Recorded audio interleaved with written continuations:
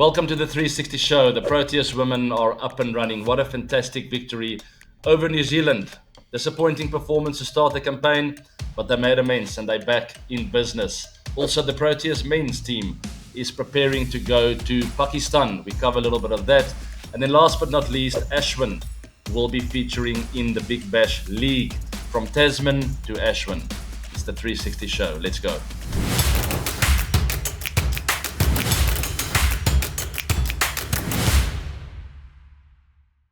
It's the 360 view, 360 seconds with the main topics of this week. Let's hit it. First up, South African women finally make it to the points table as they had a fantastic victory over New Zealand. Tricky side to play as New Zealand's got a wonderful track record over the years, playing in big tournaments. They've done exceptionally well, but it's the South African women who had a clinical performance, restricting New Zealand to a chaseable target, I felt. But the job wasn't done yet. Standout bowler Mhlaba with 4 wickets there, really sort of breaking the momentum for New Zealand at the right time, for South Africa obviously, but it's Tazmin Brits who stands out alongside Sunay Lees. Sunay Lees with an 80-odd not out, 83 not out that is. So Tazmin Brits becomes the first women's cricketer ever to score 5 ODI centuries in a calendar year. What a fantastic achievement. But it doesn't stop there with her. She is in fantastic form and one of the go-to women in that team to go and score the runs. She does it quite aggressively as well. She's got a lot of shots all around the wicket. She's become very consistent. It wasn't always like that, guys. For those of you who don't know, she used to be a javelin thrower. Well, athletics, absolutely insane as she was sort of aiming to go to the Olympics. I'll quickly read through a little bit here. Good enough to win the gold at the 2007 World Youth Championships and was in line to be selected for the 2012 Olympic Games. But a road accident left her hospitalized for 2 months and put her out of contention, ending that career. She then made a comeback with cricket, and very quickly people realized and saw her athleticism in the field. She wasn't so consistent with the bat initially. She scored her first ODI century in 2022 in Ireland, and then only became a regular in that Proteas women's team. Absolutely incredible, and now she's a world record holder and the go-to girl alongside some really good batters in Laura Wolfhard, also Sunay Lees, but Tazmin Brits really claiming a stake there as one of the top batters for the Proteas women's side, and we'll keep a close eye on the progress. Proteas, also the men's side, they get ready for the tour of Pakistan. Spin likely to play a big role, right? Every time as a South African or Australian, you tour to India, Pakistan, or Sri Lanka or Bangladesh, you immediately think spin bowling. How's it going to play a role? How much is the wicket going to turn, or the different wickets going to turn? And Aidan Markram has been quoted saying they have prepared different wickets with their preparation camp that they're having now, where they have wickets that turn a lot, wickets that turn sort of have average turn, and wickets that turn a little bit less, so they get a full idea of what to expect, or at least prepare accordingly. And I think that's a fantastic way of doing so. We did similar things back in the day where we would sort of roughen up a couple of areas on the pitch, because what I found in the subcontinent, it doesn't always consistently turn. Some of them actually skid through as they are rough patches, but also more solid patches as the wicket breaks up over 5 days. So I always felt like spinners faster through the air, like a Ravi Jadeja, even Ashwin at times, where just when they miss the seam, it skids on straight. When they hit the seam, it sort of rags. And same with that rough patches. It hits the rough patch, it really bounces and turns. It misses that rough patch by an inch, and all of a sudden it skids on straight into your pads. So really difficult to sort of counter. And what I always felt like, it was very important to keep that positive mindset out there. Keep telling the spin bowlers that we are looking to score. So an aggressive, positive mindset, and just a good balance between that and a really solid defensive game is the way to approach it, and is the way to be successful over there in Pakistan, India, Bangladesh, Sri Lanka, when the wickets are really tough to bat on. The game slowed down. And funny enough, only on days 2 or 3, the game starts speeding up because the ball starts turning more, the wicket starts tumbling, and you get a bit of panic in the change room as a batting unit. Ashwin moves to Sydney Thunder to play in the Big Bash. That is huge news. We haven't seen a lot of Indian players over the years take part in various other franchise tournaments or leagues around the world. It would also be great to one day see Ash in the SA20 over here in South Africa. So already calling for Ash to please come and join in the fun over here in South Africa. But go do the Big Bash first. He's with the Sydney Thunder, guys, and he says the role clarity has been made very clear. He's loved chatting to the coaching staff over there of the Sydney Thunder. He knows exactly what to do, or he knows exactly what they expect of him, which is always really great for a player to really understand your role in a team. Obviously, the wickets are not very suitable for spin bowling there. We've seen Rashid Khan, though, do exceptionally well over the years. And yes, Ash might be a finger spinner, but he's also got a bit of that X factor. But he's going to have to use all of that on the Aussie wickets to try and keep the batters guessing. All the best over there, Ash. Hope to have you on the show soon, but we'll stay in touch. Last but not least, Namibia and Zimbabwe are the last two teams over here in Africa to qualify for the T20 World Cup 2026. It is great to see the African countries grow from strength to strength, getting better. Neighboring countries, Namibia and Zimbabwe, qualify as they took care of Tanzania and Kenya, respectively, in the semi-finals of the Africa Regional Qualifiers. So congrats to those two teams, and I want to wish them all the very best. We know some associate teams in the past have done really well in World Cups, and we're urging the African teams to go and do well over there and cause a few upsets. And that's it for the time. All right, guys, that is the 360 view. I think that's the first time ever I've hit the stop clock on the button. Very happy with that. Next up is AB Reacts. And we start with a couple of, a fantastic story here. I don't know if you've heard of the Australian Under-19 World Cup winner, Harjas Singh. Now, he's making headlines all over Australia. 35 sixes in his record-breaking 314 in only 141 balls. You heard it right. In the 50-over game, that's for the Western Suburbs in the, I think it's the New South Wales Premier Cricket League, or whatever you call it. I think it's around that. But it's making big headlines, and maybe this is the big moment for Harjas Singh to maybe make some bigger teams and to get into the main domestic teams and possibly even international cricket for Australia one day. It is moments like this in a player's career that not only sort of creates a lot of awareness for the cricket lovers and the scouts and the coaches of various leagues and teams, but more so for his confidence, knowing what he can do, that self-belief, that inner belief that you need. I've always spoken to youngsters about, and I'm currently busy doing so as we're starting a very cool journey. It's called 360 Crew. It is where myself and a few other international former players will be mentoring a group of young players, urging them on to sort of stay positive in the tough times. And the toughest times I went through was probably between the ages of 18 and 23, where you are not completely mature yet as a young adult. You know where you're headed, you know what you want to achieve in life, but you're not really sure how to get there and how to create healthy, good, strong routines and habits. And I think that's the kind of area Harjas finds himself in. Since under 19, being a winner, now what? And it's a confusing time for a young man. Um, so, as a group of players, I will talk a little bit more about the 360 Crew in the future. We are sort of taking it up on ourselves to sort of guide these youngsters through these difficult, confusing times. But what a great story, Harjas Singh, and hopefully this is the start of big things to come, and hopefully we'll hear from his name in the near future in bigger teams and maybe international league as well. The next story there on AB Reacts is Kirian Rodriguez. This is a beautiful story, guys. I will read a little bit through it. Las Palmas captain Kirian Rodriguez, he was born March 5th, 1996 in Tenerife. He was diagnosed with Hodgkin lymphoma in August of 2022. After chemo, he returned to play in April 2023, contributing to his team's promotion to La Liga. So we're talking about big football here. In the following season, he won La Liga Player of the Month once, and he helped his side stay up. But in Feb 2025, he announced a relapse and paused for 6 months once again, during which the club got relegated. Very unfortunate there.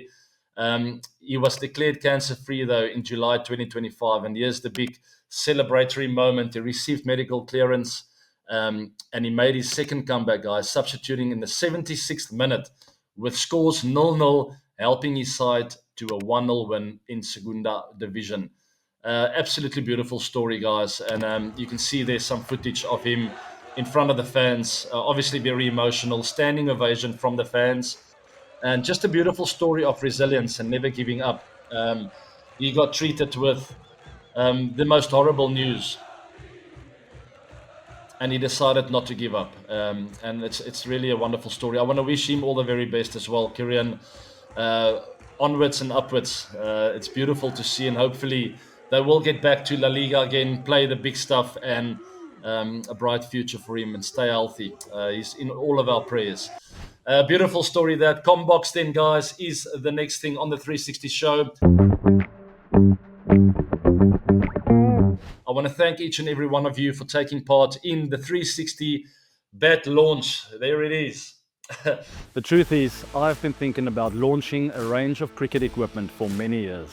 People have said it's too difficult, and the market is dominated by the major manufacturers, but it is something I want to do, and so we have done it. I found a fantastic partner in Ian, who make the finest bats from the finest willow, and together we have created a range called 360, powered by Ian.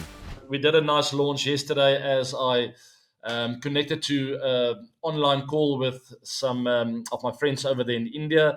A big group of people got together, the distributors in India, and just wonderful. Obviously, 360 powered by EM. I've got a wonderful partner over there in India, which will help me make this dream come true, to get a lot of these bats that I used to play with in the hands of youngsters, professionals, whatever level of cricket you play. I believe this cricket equipment is going to make a difference in your cricketing journey. But thanks for all the comments here. We will buy, let the bat come in India.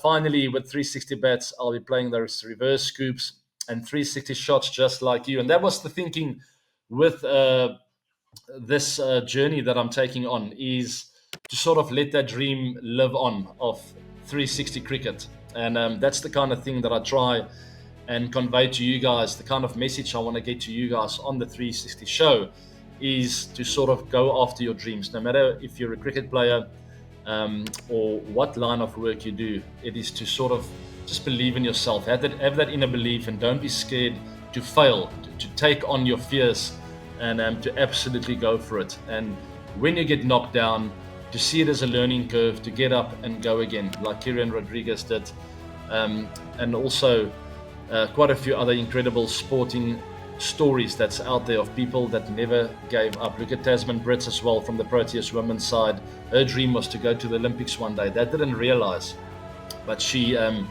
didn't go down. She didn't give up. She has resilience, and now she is at the World Cup scoring hundreds for the Proteas women's side. Beautiful stories out there. Bats new. Wow. Virat Kohli gift bats. LABD new blue 360 bat is so beautiful. Blue bat give up. Yeah, that is the connection with India. That's the thinking with the blue bat, is to sort of let that live on. My connection and my travels to India over the years. There's also a green bat that sort of reminds me of my playing days for South Africa. A red bat, obviously RCB. A multicolored bat for the youth, for the children, who I think will catch the eye of the kids. Give them a bit of a funky design, but also still the 360 design, the 360 bat. Last but not least, the best bat, the top of the list, just a plain and simple black sticker design, just bold, and that's the one I used at the WCL as well. You would have seen me maybe play in that final against Pakistan with the black 360 bat. It's called number 17, N017, which is obviously the number on my back with my playing days. All right, sir, please do upload videos regularly of from AB to 360. I'm so sorry. I'm going to get to it. There's lots to talk about. I think some guys called out for how to focus on the ball at all times. So we've seen clips of people learning not to flinch at bounces in creative ways too. Yes, I agree with that. There is a special trick or art to playing bounces and short pitch bowling, fast bowling. It's not always easy, but there's a way that you can do. Not, I always refer to the basics, guys, keeping that head still, eyes level with the ground. It's all about gathering as much information the minute that ball's released. Um, you get all the information from what the bowler is doing with his wrist. You can clearly see when he holds on longer to the ball, which means he's probably going to pitch a bit shorter. If your head is still, your eyes are level and parallel to the ground, you get that information. Otherwise, you miss it. And that's sometimes when you feel rushed. So stay tuned for that from AB to 360 videos. I know it's been empty promises for quite a while now. I've been a little bit busy, but I will get to it. Last but not least, something a little bit different. I have referred to this in the past, but this segment is too cool for school.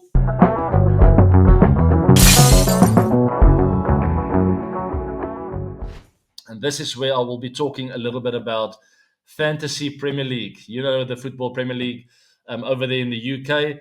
I mean, I got hooked in on this. It's not gambling because there's no money involved, but I am so passionate about it for the last 2 years. I started the season off really slowly and things haven't gone according to plan. Full transparency, I used ChatGPT. Uh, I mean, I do regret that because I got a horrible team to start off with. I used my wild card already in the second or third week of the Fantasy Premier League. But I think I have a really good team now. And I'm going to be sharing more of that with you guys. As when I mentioned it, I got a lot of reaction from all of you. So maybe we can sort of have a little segment where we talk about the FPL and share ideas because I often need ideas. Got my team in front of me. In the future, I will screen record and we'll do the transfers together as there's an international break this coming week. So a lot can change. I haven't made my. I've got 2 free transfers, by the way, and about it will happen in around the 17th of October, I think the day before the start or when they sort of get going again. I will do the transfers and I'll do a screen record for you guys. And I would love to hear your input and your advice of what to do. But let's have a look at my team here. I'll ask the team to put it up there. I've got Pope there as goalkeeper. I had him as goalkeeper. Keeper scored a solid 7 points. There you can see that Semenyo scoring 18 points, man. I had a gut feel about him and unfortunately didn't stick with him as captain. Haaland was my captain, 16, not too bad. Bruno Fernandes, a little bit worried about him. He is a fantastic player and he's very, very busy. His influence is huge in games, but my one worry is their fixtures don't look incredibly good over the next 5 or so games. I might be transferring Bruno out because I am a United supporter, so it hurts. And I will not have one United supporter for the next few game weeks, but we'll still decide. As I said, injuries can sort of have an impact on my thinking. But the rest of my team really solid. For Bruno, I think I will look at either an Arsenal player or City player or Chelsea, as the 3 of them have a decent fixtures in the future, in the short future, short-term thinking. I think those 3 teams have really good fixtures. Also Spurs to a certain extent.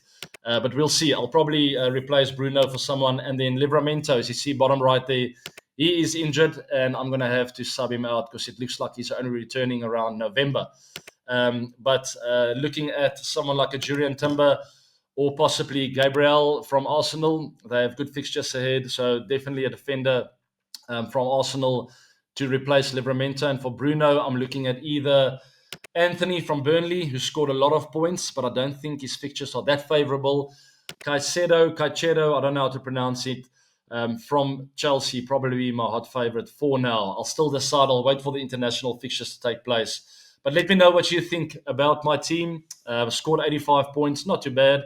Didn't use a chip. I did use my triple captaincy chip last week with Haaland, so I scored 48 points with him there, which was wonderful. So after a really slow start, I'm slowly but surely starting to gain a bit of momentum again. So we'll see if I do the 2 transfers. Bruno is quite expensive. I will have about 2 to 3 million in the bank. So I'll either replace my goalkeeper and go for someone like Raya, get a really consistent guy in there, or I will get a new attacker in there, new striker in place of Jai Pedro. I think he has been a little bit cold the last 2 or 3 games. Maybe Sesko from United. We'll see. I want to hear your thoughts. Let me know. A little bit of a different segment here, or not segment. It is still too cool for school. but a different approach. And I hope you guys enjoy it. Let's do this fantasy Premier League thing together. Let me know who plays and who does not.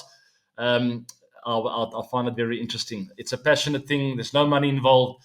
But I find myself looking at all these Premier League games over the weekend, watching all of it, keeping an eye on it.